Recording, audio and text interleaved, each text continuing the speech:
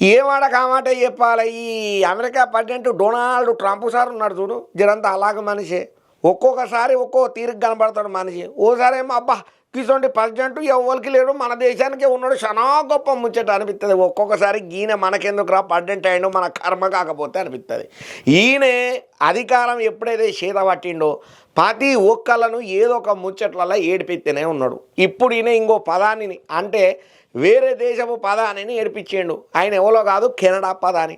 పాపంగా Canada పదానిని ఎందుకు ఏడిపించిండో ఏమా కథనో ఆయన నేనేమన్నాడు, ఈయనను ఆయన ఏమన్నాడు అరుచుకుందాం పాండ్రి. ట్రంప్ కొరడా దెబ్బలు కొడుతుంటే కన్నీళ్లు గారుతున్నాయి అయ్యా, దుఃఖం కట్టలు తెంచుకుంటున్నది. ఇది ఏ కామన్ మెన్కో కాదు, ఏకంగా కెనడా పదానికేనయ్యా. ఇక సాచాత్తు కెనడా పదానే కన్నీళ్లు గార్చిండనంటే ఈ ట్రంప్ సారు నిర్వాహకం ఎటువంటిదో మనం అర్థం చేసుకోవచ్చు. కెనడా ప్రధాని ట్రూడో మీడియా ముందు మాట్లాడుకుంటా బగ్గనే దుఃఖపడ్డాడయ్యా.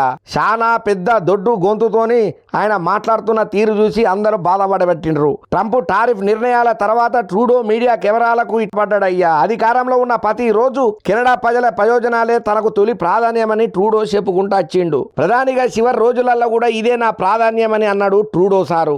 ఏకంగా ఒక అధినేత ఇట్లా ఏడుతుండుతోని షాకింగ్ గా ఉన్నదట. ఇక ఈ ట్రూడో సారు పెట్టినటువంటి కన్నీళ్లు వీడియోలు వైరల్ అవుతున్నాయి. ప్రధానమంత్రి బాధ్యతల నుంచి జస్టిస్ ట్రూడో మళ్ళీ 2 రోజులల్లో దిగిపోనున్నాడు అన్నట్టు. ఇక దేశ ప్రజలల్లో ఆయన ప్రభుత్వానికి ఆదరణ పడిపోవడంతోని ట్రూడో వైదొలుగుతున్నారు. లిబరల్ పార్టీ అధ్యక్ష పదవికి ఈ వారంలో రాజీనామా చేయబోతున్నారు. ఇక ఈ ముచ్చట్లల్లో ప్రధానిగా చివరిసారిగా కెనడా పబ్లిక్ ను ఉద్దేశించి ట్రూడో ప్రసంగం చేసిండయ్యా. కెనడా ప్రధానిగా నిరంతరం దేశ పౌరుల ప్రయోజనాల కోసమే పనిచేసిందని, ఏనాడు ప్రజలకు తలవంపులు తెచ్చేటట్టు నేను వ్యవహారం చేయలేదని దుఃఖ సాగరంలో మునిగిపోయి చెప్పుకుంటూ వచ్చిండు కెనడా ప్రధాని. వ్యక్తిగతంగా కెనడా ప్రయోజనాలే తొలి ప్రాధాన్యంగా పనిచేసిందని కూడా చెప్పుకుంటూ వచ్చిండు. ఈ అవకాశం దక్కడం నా అదృష్టంగా నేను భావిస్తున్నా అనుకుంటా ట్రూడో దుఃఖపడుకుంటా చెప్తుంటే అక్కడ ఉన్నోళ్ళు కూడా దస్తి తీసుకొని కళ్ళకు తుడుచుకోబట్టిండ్రు.